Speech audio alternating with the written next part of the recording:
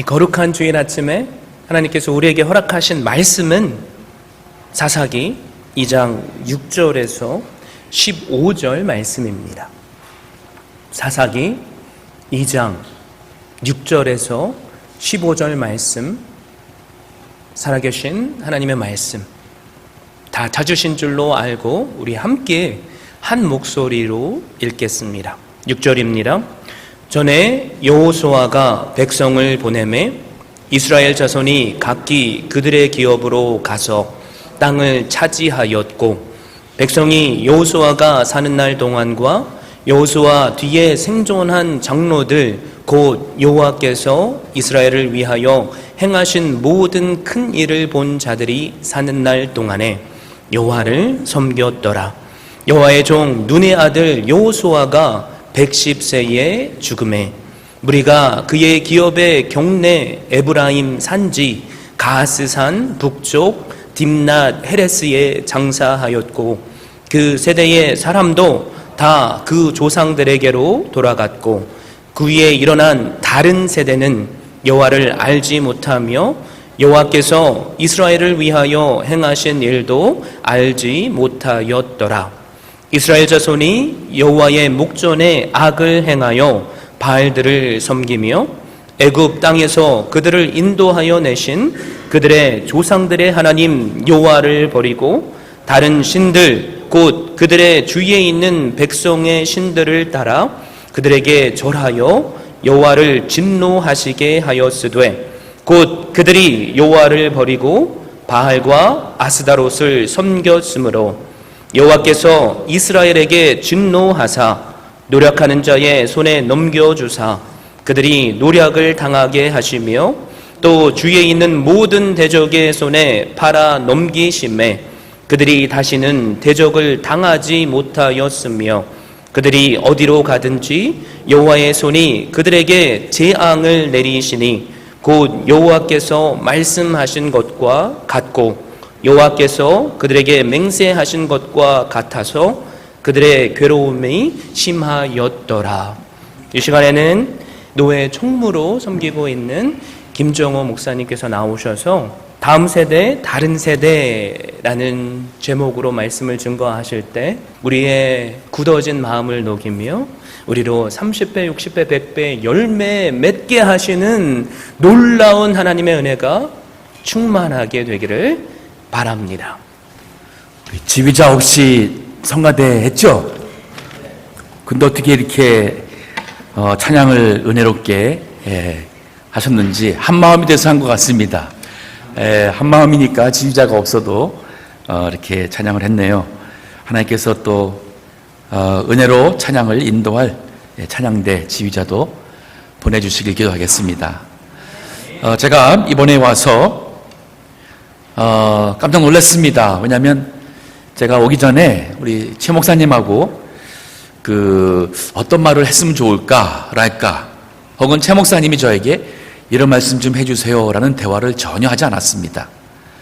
그냥 기도하면서 제 마음속에 감동을 따라서 말씀을 준비했고, 근데 와고선 깜짝 놀랐어요. 주보의 표지에 제가 전해준 이번에 사경의 주제가 오직 하나님이라고 제가 얘기했는데, 주보 표지에 보니까 오직 하나님만을 높이며 라는 표현이 있고, 또 뒤에 보시게 되면은 제가 이번에 얘기한 그 말씀, 이 5가지 핵심 가치가 제가 준비한 말씀의 그 핵심 가치가 되어서 제가 이번에 와서 우리 최 목사님 하는 목회의 핵심 가치와 모든 것을 다시 한번 이렇게 다듬고 또 정리해주는 시간이 된 것 같아요.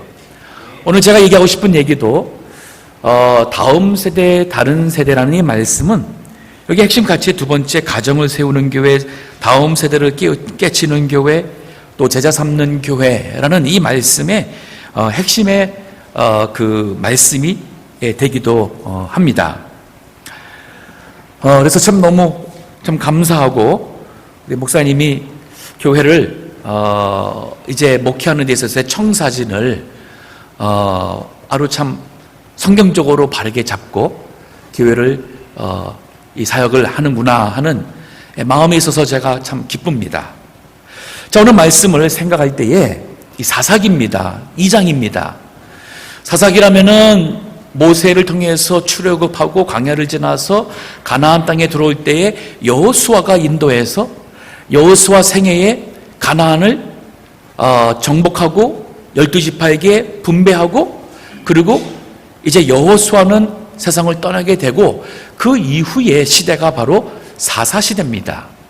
사사시대를 종결하는 것은 그 사무엘 선지자입니다.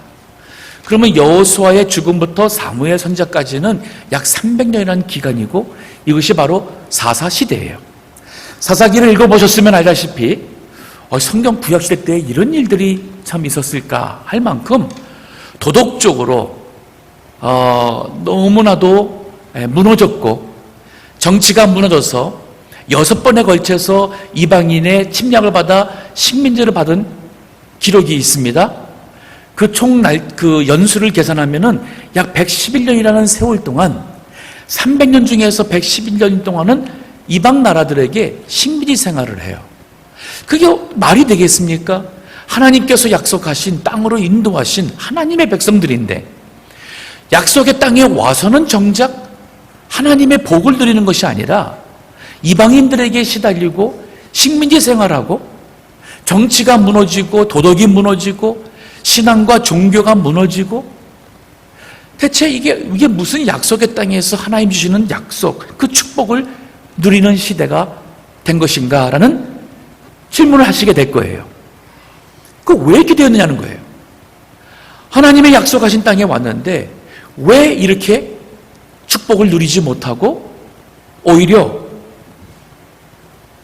어려운 이 영적 암흑, 정치적 암흑 시대에 300년이 있었을까? 우리가 역사는 우리의 거울로 삼아야 됩니다. 미래의 거울이 역사입니다. 그래서 성경의 역사를 잘 살펴보고 지금 우리를 보며 미래를 계획하고 준비해 나가야지만 하나님께서 약속하신 복을 누릴 수가 있습니다. 제가 이 주은혜 교회에 8년 전에 처음 왔었습니다. 그때 최혜건 목사님께서 심호하시고 노회가 이 주은혜 교회에서 주관해서 왔던 기억이 있습니다. 다른 예배당이었어요. 그때 참 어린아이들이 찬양할 때에, 찬송할 때에 이 오케스트라도 하고 아주 젊은 아이들이 많아서 이게 참 좋다 했는데, 오늘 와 보니까 그 아이들의 모습이 아마 없는 것 같아요. 그때 아이들이 다 아마 이게 없지 않겠나 하는 생각이 들고, 8년 사이에 많은 아픔이 있었다는 것을 느낄 수가 있습니다. 자, 앞으로 8년 후에 이러한 이 모습이 반복되지 않기 위해서는 우리 오늘 본문을 통해서 우리 교훈을 삼고 성경에서 제시하는 교회의 그 일을 감당할 때에 앞으로 미래는 지금보다 더 축복되고 기대가 되는 미래가 될 것입니다. 자, 우리 잠시 그러면은 오늘 본문의 말씀을 통해서 하나님의 약속을 받은 그 축복된 세대에, 이거는 모세 그리고 여호수아를 통해서 가나안 땅을 정복했던 그 세대라 할 수가 있습니다. 여기 6절을 보세요. 전에 여호와가 백성을 보내매 이스라엘 자손이 각기 그들의 기업으로 가서 땅을 차지하였고, 자, 이거 복받은 거죠? 백성이 여호수아가 사는 날 동안과 여호수아 뒤에 생존한 장로들, 곧 여호와께서 이스라엘을 위하여 행하신 모든 큰 일을 본 자들이 사는 날 동안에 여호와를 섬겼더라. 이들은 누구냐면 광야 40년 생활에 맛보기를 한 세대예요. 또 여호수아와 갈렙 같은 경우에는 애굽에서 하나님께서 능력으로 인도해내셨고 홍해를 지나며 하나님께서 광야에서 물을 주시고 만나를 주시며 율법의 말씀을 주셔서 하나님이 참으로 여호와 참된 모든 신 위에 신이신 분임을 그들은 어렸을 때부터 듣고 보고 자라난 세대라 할 수가 있습니다. 그들이 약속의 땅에 와서는 그 하나님이 주신 복을 알았어요. 그래서 그들은 하나님을 예배하며 믿음을 지켰던 세대였어요. 그들이 사는 날 동안 여호와를 섬겼다 그래요.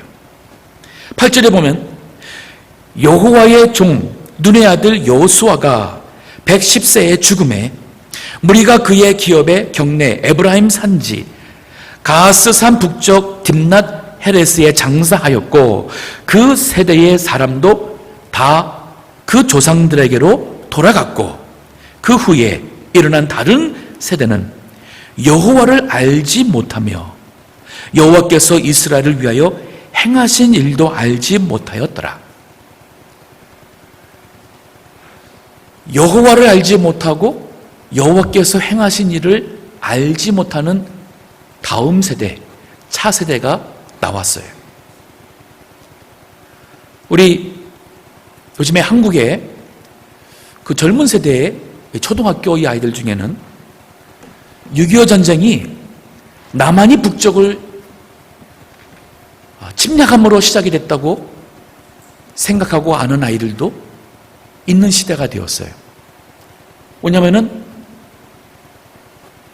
한국의 이 전교조의 전국 교사 그러한 그 조직에서 그러한 성향이 있는 사람들이 아이들을 교육하다 보니까 또 우리 한국에서는 역사 교육이나 부모님들이 또 교회에서도 역사 교육에 대한 중요성을 알지 못하고 그냥 돈 벌어서 아이들 어려서부터 조기 과외 공부시키고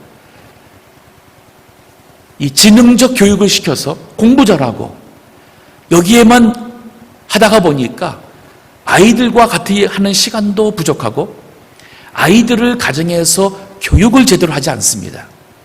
신앙교육은커녕 부모가 자녀를 교육하는 이 교육이라는 개념이 많이 약해졌어요. 그러다 보니까 아이들이 역사를 잘못 알고 북한에서 굶어준다 하니까 뭐라 그래요? 밥이 없어 굶어준다니까 뭐라 그래요? 밥 없으면 라면 끓여 먹으면 되는데 왜 굶어 죽지? 이게 진짜예요.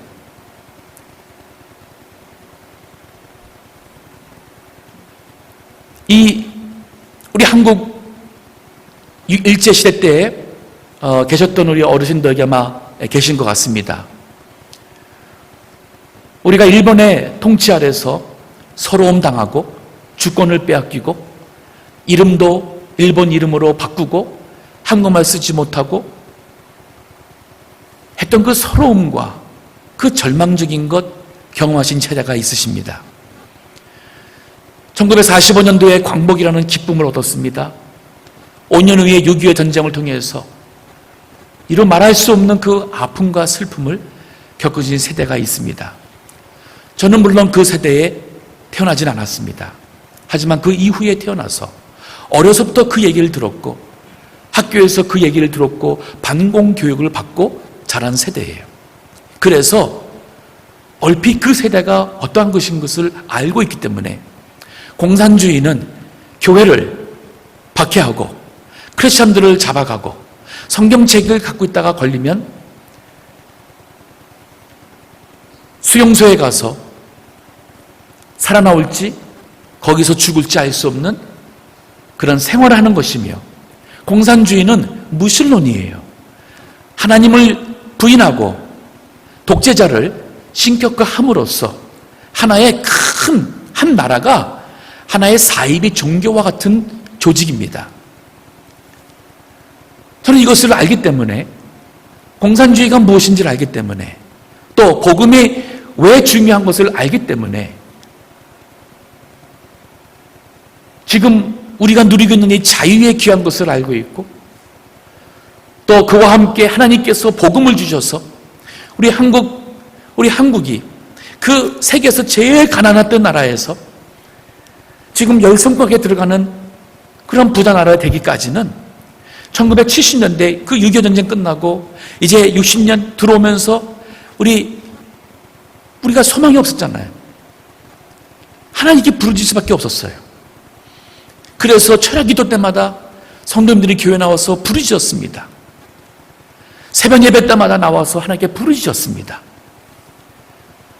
말씀을 가지고 그 말씀을 통하여서 하나님을 알아나가는 우리 무지했던 우리 한국 백성들이 이 깨치게 되고, 그러면서 70년대부터 부흥의 역사가 일어났죠.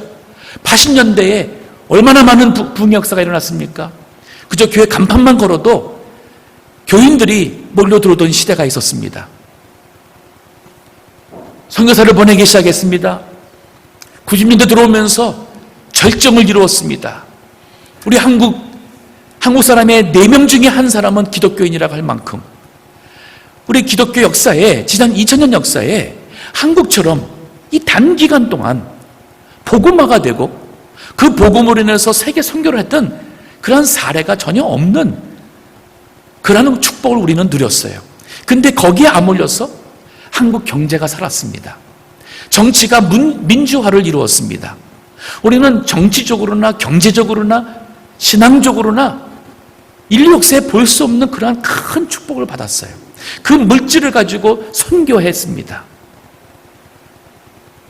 근데 그 세대에, 우리 그 세대 어르신들이 한 분, 두 분 떠나시고 그 다음 세대가 교회를 맡아서 인도하고 더 대형화를 이루며 뭔가 나아지는 줄 알았는데, 오늘날 한국 교회가 세상을 염려하는 게 아니라 세상이 교회를 염려하는 시대가 되었어요. 기독교가 아니라 개독교라는 말을 듣게 되었습니다. 이건 세상이 보는 교회를 넘어서서 믿는 가정 안에서도 부모님은 정말 평생 하나님께 기도하고 부르짖고 참 목숨을 내놓고 믿음을 지켜야 했던 그 순교적인 그 신앙의 세대는 이제는 한 분, 두 분 다 떠나가시고 남은 세대는 과연 믿음을 위해서, 말씀을 위해서 목숨을 내놓을 수 있는 성도들이 얼마나 될 수 있을까? 목숨은커녕 직장을 위해서, 사업을 위해서, 내 자존심을 위해서 교회든 뭐든 다 버리는 사람들이 얼마나 많아졌고, 그러한 모습을 부모님과 어른을 보고 자랐던 우리 젊은 세대들은 부모님이 믿는 그 신앙의 길을 가기를 거부합니다. 교회마다 부모님과 자녀가, 아니 할아버지와 아버지와 자녀가 3대가 같이 신앙생활하는 그러한 가정 정말 찾아보기 어렵습니다. 지금 우리가 있는 이 시대의 위기감을 바로 직시하셔야 돼요. 우리 여기 문영준 목사님 나와 계시는데, 참 우리 문영준 목사님 많이 존경하고 또 의지하고 했습니다. 왜냐하면 그래도 저의 위에 어르신 목사님으로서 교회에 대해서 답답할 때에 대화할 수 있었고, 또 힘든 일이 있었을 때에 관심 갖고 여쭤보시고 기도해 주시고 필요한 자문도 주셨고 하시던 목사님이셔요. 근데 이제 은퇴하시고 이제 목회 전선에서 물러나셨습니다. 그나마 우리 미준노회에서도 우리 어르신으로서는 제가 볼 땐 지금 참 제가 이렇게 한 분은 한 분이셔요. 또 우리 목사님 그 위에 세대분들, 제가 말했던 일제시대 때에 그 어린 시절을 보내면서 그 모든 것을 보았고 6.25의 고통과 공산주의로 인해서 북한에서 신앙을 지키기 위해 월남하셨던 그 세대들은 벌써 이미 다 떠나가셨어요. 여기 지금 말한 것처럼 여호수아와 또 그 세대 장로들, 여기 10절에 그랬죠. 여호수아가 사는 날 동안과 여호수아 뒤에 생존한 장로들 곧 여호와께서 이스라엘 위하여 행하신 모든 큰 일을 본 자들이 사는 날 동안에 여호와를 섬겼더라. 이 말은 그 세대까지 세상을 떠나고 나서는 그 다음에 나온 세대는 여호와를 알지도 못하고 그의 행하신 이스라엘 하나님 백성을 위하여 행하신 일도 알지 못하는 세대가 나왔다는 것이 다음 세대인데, 이상한 다른 세대가 세워진 거예요. 저는 지금 우리 한국이 이러한 큰 위기감이 있습니다. 근데 미국도 그래요. 지금 미국의 젊은 세대가, 예수님을 모르는 젊은 세대가 굉장히 많습니다. 제가 말하는 건 뭐냐면 어린아이에서부터 사춘기를 지나서 어른이 되도록 교회 문에 가지도 않은 미국의 젊은 세대가 상당히 많아지고 있습니다. 그들이 아는 성경 구절 한 구절을 대라 그랬어요. 그랬더니 하나님은 스스로 돕는 자를 돕는다. God helps those who help themselves. 그 구절을 첫 번째로 뽑는다는 거예요. 그거 성경에 없는 구절이에요. 성경에 없는 말입니다. 즉 성경의 구절 하나도 말하지 못하는 세대가 지금 미국에 많이 세워졌고, 그래서 오바마 대통령이 있는 동안에 미국의 헌법적으로 동성연애 결혼을 합법화한 나라가 되었습니다. 더 나가서 지금 민주당 낸시 펠로시가 지금 무슨 법을 채택하기 위해서 계속 지금 하고 있습니까? 이퀄리티 액트라는 거예요. 즉 평등법이에요. 이 평등법이 뭐냐면 모든 사람을 평등하게, 모든 종교를 평등하게, 심지어는 이 LGBTQ 동성연애 혹은 하여튼 변태적인 성행하는 모든 사람들에게도 인종차별을 받지 않게 하기 위해서 이 평등법을 한다는 것을 하면서 거기에 뭐가 들어갔냐면 동성연애자라든지 이런 사람들에 대해서 우리가 상담을 할 수가 없어요. 그들에게 동성연애가 잘못됐고 혹은 그들이 정상적인 사람이 되도록 하는 이 말을 하게 되면은 법에 어긋나서 이거는 형사처벌을 받게 되는 법이에요. 강단에서도 이 법이 현명하게 되면은 강단에서 제가 지금 이 말을 한 것 자체로서도 누군가가 고소를 하게 되면은 저는 이게 나라의 법을 어긴 범법자가 되는 그런 것입니다. 근데 이것이 한국에서도 평등법을 통과시키려고 하는 정치인들이 갈수록 많아지고 있고 목소리를 내고 있고 계속 로비 활동을 해서 분별하지 못하는 젊은 세대들이나 또 우리와 같은 신앙 가치가 있지 않은 모든 사람들은 그것이 꽤 쿨한 것 같은, 괜찮은 것 같은 생각 가지고 지지가 많아지고 있습니다. 지금 미국이 엄청난, 과거에는 기독교 국가에서 그래서 청교도의 신앙에 기초를 뿌리를 두고 있지 않습니까? 심지어는 미국 돈에도 In God we trust, 하나님께 우리는 신뢰를 두고 있다는 이 나라가 세계 어디도 없습니다. 이러한 기독교 국가가 변질되어서 비기독교적으로, 이제는 반기독교적으로 오히려 기독교인을 역차별하는 그러한 시대로 지금 위기감을 겪고 있는 시대가 되었어요. 저희 교단은 보수적인 교단이라고 합니다. 저는 이 보수란 단어가 참 좋아하지만은 사람마다 보수라는 개념이 달라요. 그래서 오해 소지가 너무 많아요. 어떤 사람들은 보수하게 되면은 소위 대화가 안 되는 사람들, 독선적이고 자기네만 옳다고 그러고 본질을 헤아리지 못하고 그야말로 비본질적인 가지고 남만 비판하는 사람이라는 그러한 이 편견을 가지고 있는 사람들이 많아요. 근데 제가 말하는 우리가 보수적이라는 것은 우리 성경 말씀, 이전에 지켰던 그 성경 말씀을 지금도 그 말씀을 지키고 이전에 그 믿음을 지키기 위해서 목숨을 내는 것처럼 우리도 말씀을 지키고 믿음을 지키기 위해서 우리가 믿음 생활하고 교회를 세우는 것이 그 보수예요. 이게 정말 보수입니다. 말씀에서 어긋나는 것이 문제지. 사실 엄격히 말하면 진보나 보수라는 것은 어떠한 교회나 교파를 지칭하기에는 정확하지 않습니다. 성경적이냐, 비성경적이냐. 성경을 이성적으로 해석하면은 자유주의 신학이고 신비주의 신학, 신신학이 됩니다. 성경을 감성과 체험과 경험을 가지고 성경을 자꾸 해석을 하든지 아니면 성경 말씀을 제쳐놓고 내가 들은 것, 내가 체험한 것, 내가 감정적인 요소를 가게 되면 신비주의적인 신앙이 되는 거예요. 즉 항상 모든 신앙의 기준은 말씀이에요. 이러한 각도에서 우리는 말씀을 지키고 말씀대로 살며, 그래서 오직 그 말씀에 기초해서 오직 하나님을 위하여서 하나님께 영광 돌리며 살자는 것이 바로 우리의 신앙이고, 이거를 남들은 보수라 그래요. 왜냐하면 세상의 변화에 민감해서 따라가기에 바쁘지 않고, 또 지금 이 시대가 어떤 시대인데 동성연애가 잘못됐다고 말하느냐, 이 시대가 어떤 시대인데 왜 기독교 예수님을 통해서만 구원받는다고 말하느냐, 이거 지금 소수의 얘기입니다. 에큐메니칼 WCC 운동 아시죠? 그게 뭐 하는 것입니까? 기독교 연합운동 아니에요? WCC 그 총회 모일 때에 다른 모든 종교 지도자들 초대합니다.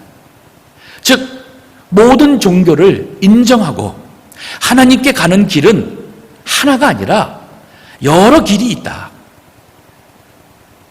기독교는 예수님을 통해서 그 하나님께 가는 길이라고 하고, 불교는 불교식대로, 이슬람교는 이슬람교식대로, 그래서 모든 종교를 통하여 구원이 있다고 하는 것이 바로 플루럴리즘이에요. 플루럴리즘. 이것의 대표적인 단어가 바로 톨러런스, 수용인 거예요. 이 포스트 모던, 이 근대 후기 시대에 이 문화적인 특성의 단어를 정리한다면은 이 수용이에요. 수용. 모든 것을 포용하는 것이 지금 우리가 살고 있는 시대예요.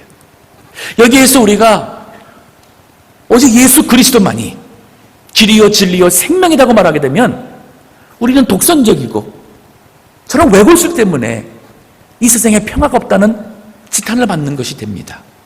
동성연애는 하나님의 창조하신 순례에 어긋나고 가정을 무너뜨리는 것이고 다음 세대를 무너뜨리는 것이고, 우리 과거에 소돔 고모라도 그랬고 노아 시대도 그랬고 로마가 명명한도 그랬고, 결국 인간이 죄에 갈 때에 가장 이 죄의 강도가, 죄의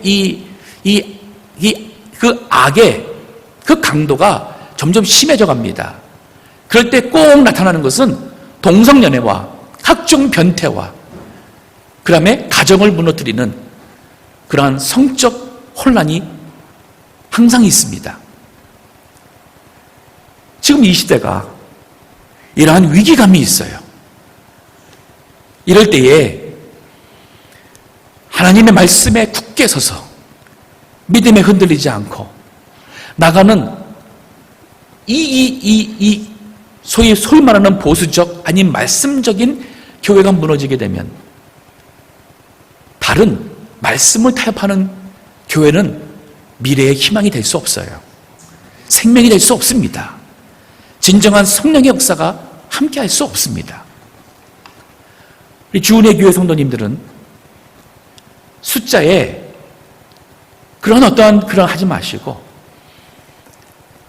하나님께서 소돔 고모라를 멸망시키러 왔을 때에 처음에 아브라함 생각에는 하나님 자비로우신 하나님이 이거 옳지 않지 않습니까?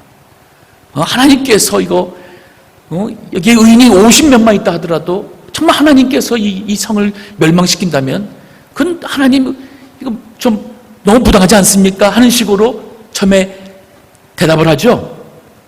하나님께서 소돔에 50명 의인이 있으면 내가 멸망하지 않겠다. 그럼 45명, 40명, 30명, 20명, 나중에 그러면 10명만 있더라도 이 성을 멸하시겠습니까? 내가 의인 10명을 인하여서 이 성 멸하지 않겠다. 예레미야서 4장에 보게 되면 하나님께서 예루살렘 성을 멸망하실 때에 의를 행하고 진리를 구하는 사람 한 사람만 있어도 내가 이 성을 멸하지 않겠다 그랬어요. 여기 지금 워싱턴 DC입니다. 미국의 수도를 넘어서 세계의 수도를 할 수 있어요. 각종 엘리트가 많이 있는 줄 압니다. 우리 자녀들, 우리 부모님들 교육열 참 대단하세요. 참 아주 자녀들을 잘 키우셨어요. 훌륭하시고 수고하셨습니다. 근데 그 자녀들이 하나님을 위하여서, 하나님 나라를 위하여서, 주의 몸된 교회를 위해서 어떤 일을 하고 있고 어떠한 사람인지 이 질문 우리 다시 한번 해야 돼요. 세상에서 출세하고 그것은 우리 하나님 앞에 설 때는 아무것도 남지 않습니다. 정말 남는 것은 하나님께서 우리에게 교육을 시켜줬으니, 좋은 직장을 줬으니, 사업을 통해서 물질 축복을 주었으니, 건강한 몸 주시고 미국에 와서 영어도 할 수 있고 정말 세상 사람들이 부러워할 수 있는 세상의 그 모든 축복을 받았으니, 이거 가지고 우리가 하나님 나라에 어떠한 하나님의 일을 했느냐가 중요하지 않겠어요? 다음 세대가 만약에 이것이 무너져서 여호와 하나님을 모르고 예수 그리스도가 누군지를 모르고 그가 우리 죄인을 위하여서, 세상을 위하여서 십자가에 죽으시고 부활하신 그 행하신 일을 모르는 다음 세대가 나오면 어떤 일을 할까요? 여기 본문 같은 경우 보면은, 자 보세요, 11절 보면은 그들이 뭐 하는지 보십시오. 이스라엘 자손이 여호와의 목전에 악을 행하여 바알들을 섬기며. 참 흥미로운 것이, 예수님을 안 믿고 여호와 하나님을 안 믿으면 그러면 참 뭔가를 좀 바르게 믿어야 할 텐데, 희한하게 참된 하나님을 안 믿고 돌아서면은 우상을 섬겨요. 참 희한해요. 우리 아이들이 교회를 떠나고 그러면은 참 뭔가 좀 그래도 무슨 의식이 있어서 교회를 떠나고 뭐 잘못됐느니 비판하고 떠나지 않습니까? 그러면 좀 자기라도 바르게 살아야 할 거 아니에요. 근데 가만히 돌아보면은 그렇지 않습니다. 더 한심하고 이상한 종교에 빠지고 사이비에 빠지고 하는 일들이 많이 생겨요. 이게 왜 그러냐면은 우리 인간은 원죄가 있어요. 타고나면서부터 우리 칼빈주의라면은 인간은 전적 부패 혹은 전적 무능함이 돼버렸어요. 우리 인간 스스로가 하나님을 찾아서 알 수 있는 그 가능성과 능력을 우리는 상실한 존재예요. 마치 우리 정원과 같아서 정원을 내버려두면 거기서 저절로 장미꽃이 피고 백합꽃이 피고 아름답게 정리가 되어서 하는 일이 있겠습니까? 100년이 지나면, 1000년이 지나면, 아니 만년이 지나면 언젠가는 될까요? 아닙니다. 반드시 잡초밭이 됩니다. 우리 인간의 마음이, 어린아이의 마음이 늘 격려만 해주고 세상 공부시켜주고 우리 아이들을 사랑만 해주면 우리 어린아이들의 마음이 천사와 같이 착해질까요? 커서 훌륭한 일을 감당할 수 있을까요? 아닙니다. 그 마음은 잡초밭이 됩니다. 이기주의적이 될 것이고 그 마음속에 죄가 들어올 것이고 욕심이 올 것이고 인생 살아가는 모든 것은 자기 그 원하는 이기적 욕심, 죄의 관점에서 자기가 원하는 것을 추구하기 때문에 우상이 우상인지도 모르고 섬기게 되는 거예요. 여기 11절이 바로 그거예요. 그들이 여호와 하나님을 떠나서는 바알을 섬깁니다. 12절도 보십시오. 애굽 땅에서 그들을 인도하여 내신 그들의 조상들의 하나님 여호와를 버리고 다른 신들 곧 그들의 주위에 있는 백성의 신들을 따라 그들에게 전하여 여호와를 진노하시게 하였을 때 곧 그들이 여호와를 버리고 바알과 아스타롯을 섬겼으므로. 우리 미국에 지금 각종 종교가 다 들어왔습니다.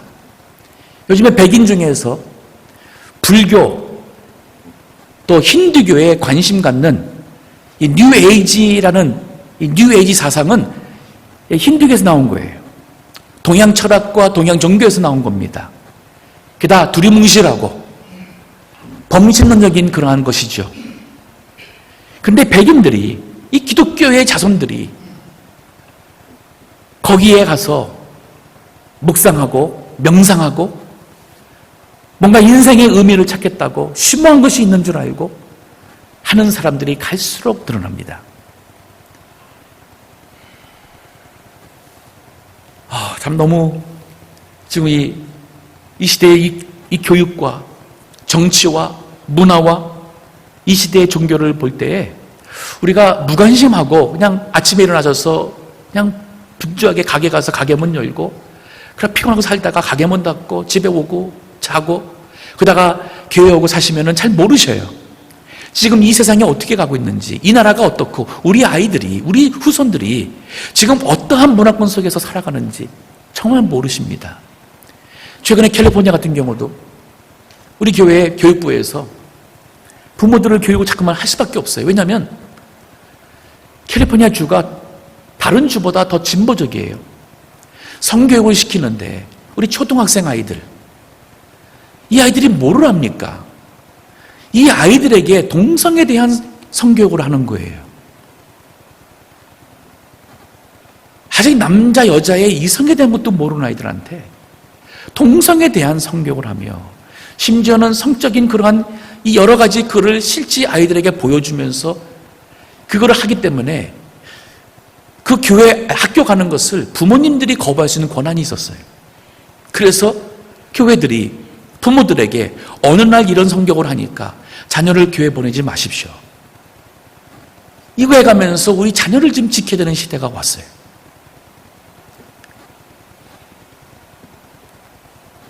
자, 이거 세상은 세상이고 교회는 또 어떻습니까? 참, 우리 정말 너무나도 우리가 지금 정신 차리고 이 주은혜 교회가 참으로 하나님만을 높여드리며 하나님의 통치함을 받으며 진리의 말씀을 모든 성도님들이 정말 말씀을 사모하고 말씀을 잘 배우고 순종하는 교회에 대해서 이 교회를 세우겠다는 그러한 이 부르심을 받으셔야 돼요. 사명감을 받으시고 이러한 일을 위해서 목사님과 하나가 되시고 당회와 하나가 되시고 혹시라도 이단이랄까 엉뚱한 신앙 가진 사람들 올 때는 그것을 분별하시고 교회를 흔들지 못하고 교회가 잘못된 길로 가지 못하도록 영적으로 살아있는 교회가 되셔야 됩니다. 그럴 때 하나님께서 그러한 사람들을 귀하게 보시고 하나님께서 그러한 사람들을 모아주실 것이고 그러한 분들은 영적으로 힘이 있을 것입니다. 아까 우리 찬양대 지휘자수도 하잖아요. 마음이 하나니까 하는 거예요. 다른 사람을 생각하지 않고 내 목소리만 내게 되면은 절대로 한자되지 않습니다. 지휘자가 없어도 다른 사람들의 소리를 들으면서 소리를 내니까 그러니까 찬양이 가능해지듯이 이 교회에서 내 생각과 내 어떠한 종교관과 내 식과 이것을 주관하는 사람들이 10명이 있으면 10가지 목소리가 나오잖아요. 이게 모두가 다 예수님의 마음을 품고 하나님의 말씀 앞에서는 모두가 다 우리의 자신들을 거기에 복종시키고 참으로 이 교회가 지금뿐 아니라 다음에도 우리가 알고 있는 바로 그 하나님을 온전히 믿었던 그 세대가 지금 이 세대요 다음 세대가 될 수 있도록 기도한다면 바알을 섬기고 아스라를 섬기는 세대가 나오지 않을 것입니다. 자, 이 바알과 아스라의 특징이 있습니다. 바알은 물질신이에요.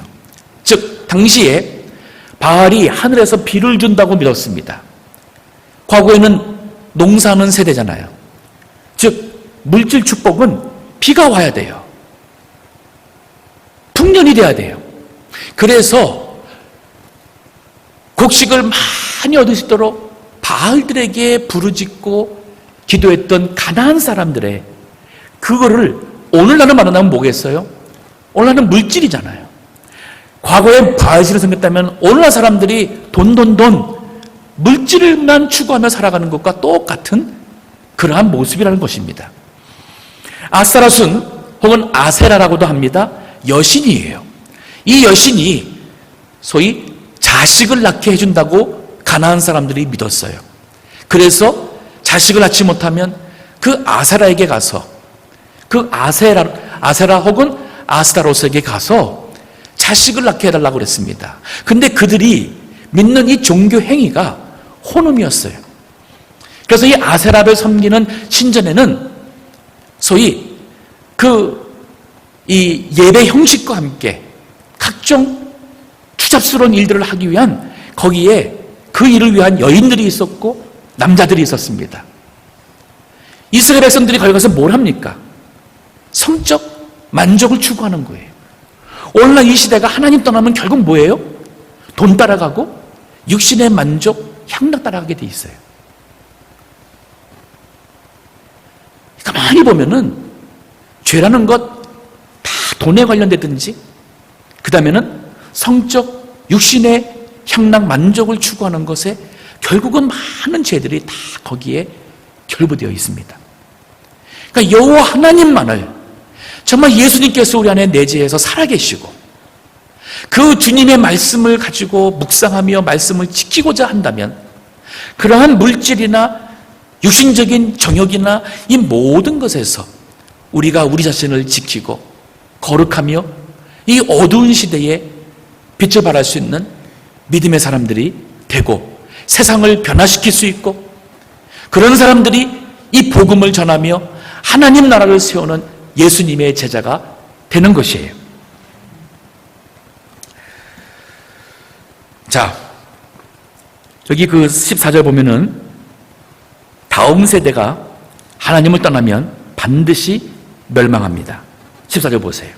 여호와께서 이스라엘에게 진노하사 노력하는 자의 손에 넘겨주사 그들이 노력을 당하게 하시며 또 주위에 있는 모든 대적의 손에 팔아 넘기심에 그들이 다시는 대적을 당하지 못하였으며 그들이 어디로 가든지 여호와의 손이 그들에게 재앙을 내리시니 곧 여호와께서 말씀하신 것 같고 여호와께서 그들에게 맹세하신 것과 같아서 그들의 괴로움이 심하더라. 하나님을 떠나면 반드시 그 길은 멸망의 길이 됩니다. 하나님을 따라가면 반드시 그 길은 생명의 길이요 하나님의 축복의 길이 됩니다.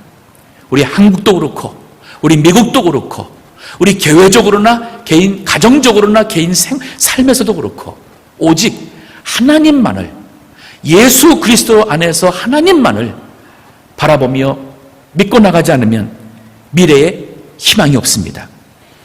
자, 이것을 우리 교회적으로 말한다면 우리 제자훈련이에요. 제자훈련이 바로 다음 세대를 우리가 세우기 위해서 말씀으로 예수님을 따라가는 제자화를 삼는 것입니다. 가정에서도 부모님을 중심으로 또 할아버지 할머니를 중심으로 가정이 예수 그리스도를 믿는 가정으로서 우리 제가 지난 어저께 한 얘기가 바로 그 얘기 아니었습니까? 하나님 중심 생활을 하며 하나님을 경외하며 하나님을 예배하는 가정을 이루게 되고 그걸 통해서 우리 자손들이 참으로 우리 하나님을 예배하고 하나님을 따라갈 수 있는 하나님의 사람이 될 수 있도록 하는 것이 우리 신앙교육의 가장 중요한 목적입니다. 저는 어렸을 때에 참 믿는 가정에 태어난 것이 제가 자라고 보니까 가장 큰 축복이었어요. 단지 그냥 믿는 가정이 아니라 철저하게 하나님을 우선으로 믿는 부모님 밑에 자란 것이 저에게서 최고의 축복이었고 오늘의 제가 된 것 같아요. 예를 들어서 초등학교 2학년 때로 기억합니다. 담임 선생님이 주일날 청소를 한다고 임원들은 나오라 그랬어요. 제가 아버님께 이번 주일날은 학교 가야 된다 그랬어요. 아버님이 안 된다 그랬어요. 울고불고 난리가 났습니다. 학교 가면 이제 선생님가 혼난다고 울고불고 난리가 났어요. 아버님이 학교 안 가도 좋으니까 학교 못 가도 좋으니까 주일날 학교 못 간다. 주일은 하나님에 나가서 예배하고 거룩하게 지켜야 된다. 주일날 아침에 난리가 났죠. 안 먹고 난리가 났는데 그러거나 말거나 움직이지 않았습니다.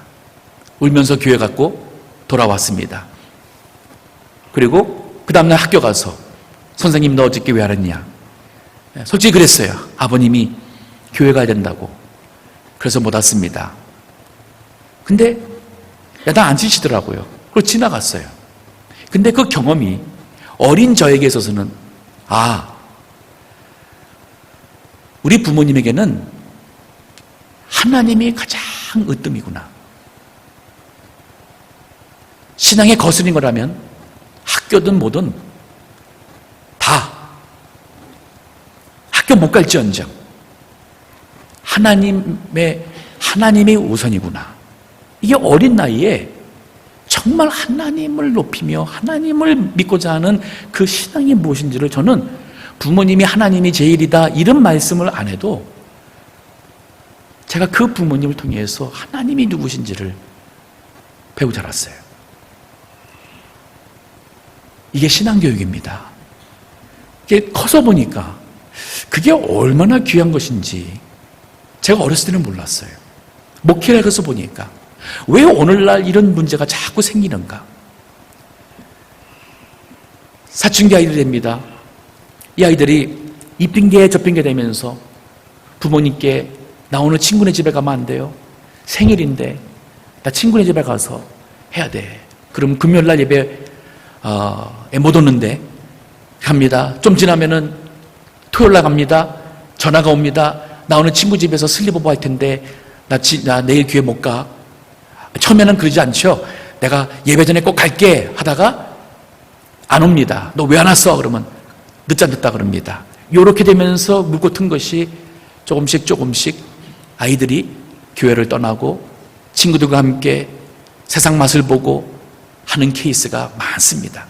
제가 목회하면서 그 부모님께 그랬어요. 이거 처음에 이것을 잘해야 됩니다. 아이들한테 금요 예배가 있으면 금요 예배, 주일이면 주일, 이거는 안 된다는 것을 못을 딱 박아놓으면 이 아이 이제 사춘기 지나고 어른이 될 때까지 정말 큰 마음고생 안 하고 하실 것이고 제 말대로 안 하게 되면 아마도 마음 아픈 일이 있을지 모릅니다. 근데 제 말대로 다 됐어요. 지금 이 시대의 가장 큰 위기는 우리 먼저 믿으신 부모님들과 먼저 믿는 우리 어른들이 우리 후손들한테 정말 신앙이 얼마나 중요하고 하나님이 우리 인생에 어떠한 분이신 것을 말로가 아니라 생활을 통해서 보여줘야 돼요. 이게 실패하면은 우리 자녀들 우리 믿는 신앙 따라오지 않습니다. 제가 참 귀한 신앙을 받고 자랐고 참 귀하신 목사님들, 순교의 신앙 가지신 목사님들 밑에서 철두철미하게 절대 하나님의 주권을 믿으며 인본주의 쓰지 말고 항상 하나님 중심 신본주의로서 살아가야 된다. 하나님 말씀과 믿음과 이거 어렸을 때부터 정말 받고 자랐어요. 그런데 제가 이 나이에 돼 보니까 그 어르신들은 다 어디 가고 안 보이시고 때로는 제가 혼자서 이제는 이거를 다음 세대에 이걸 지금 해야 되는 그런 무거운 책임감 같은 것을 느끼는 시대가 벌써 돼버렸어요. 우리 주의 은혜교회가 새로 세우신 목사님과 함께 오늘 말씀을 깊이 생각하시고 이 역사의 교훈이에요. 이거 실패하면 앞으로 우리 미래에 다음 세대에 우리 가정이나 교회나 더 나아가서는 나라적으로도 정말 우리 하나님의 복을 받을 수 있는 그 세대가 될 수 없다는 사실입니다. 이것을 위해서 제자훈련을 하시고 가정을 지키시고 또 교회가 이러한 신앙교육을 해야 됩니다. 우리 최 목사님 여기서도 부모가 주도하고 교회는 부모님을 기대하는 신앙교육을 한다고 하셨어요. 이게 성경적으로 맞습니다. 자녀 교육을 교회에다가 떠맡기고 부모님들은 어느 교회가 교육이 좋은가 여기 기웃 저기 기웃 해가면서 했다면 자녀 교육에 아마 좋은 열매 많이 못 맺었을 거예요. 이게 바로 이민교회가 왜 지금 2세 3세의 좋은 교육자와 왜 우리 이민교회를 이끌어가는 좋은 신앙인들이 이어지지 않았느냐, 바로 거기에 있습니다. 신앙교육은 가정에서부터 시작이 되고 부모가 주도해야 돼요. 그걸 할 수 있도록 교회가 부모님을 지도하고 그리고 부모님이 하기에 부족한 부분들을 교회가 채워주는 것입니다. 그럴 때에 우리가 기대하는 믿음의 다음 세대가 세워질 것이고, 이를 통해서 하나님은 다음 세대가 지금보다 더 축복된 세대로 세워주실 줄 확신합니다.